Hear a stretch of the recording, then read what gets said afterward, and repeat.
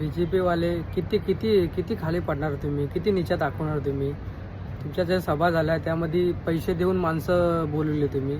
त्यांना विचारते ते एकनाथ शिंदे कोण, त्यांना एकनाथ शिंदे सांगता येत नाही. देवेंद्र फडणवीस कोण तेच नाव सांगता येत नाही. ते लोकांवर बोलतात आम्हाला पैसे दिले, आम्हाला खरीदले आणि आम्ही आलो इकडे.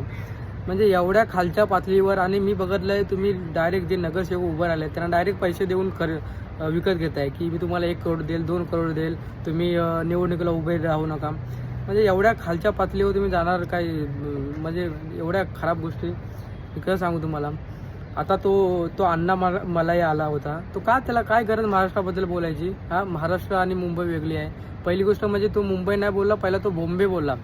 त्याच्या मद्रासला आम्ही मद्रास बोलतो का, आम्ही चेन्नईच बोलतो ना. म्हणजे एवढ्या खालच्या. आणि देवेंद्र फडणवीस बोलतात अरे तो असा बोललाच नाही, तसा वेगळा बोलला, तो हे बोलला, ते बोलला.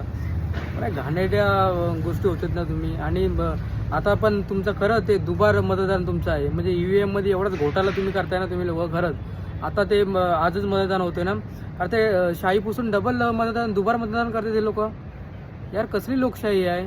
आम्ही निवडून देतो ना, तुम्ही डायरेक्ट तुम्ही पैसे देऊन हे म्हणजे विकत घेताय.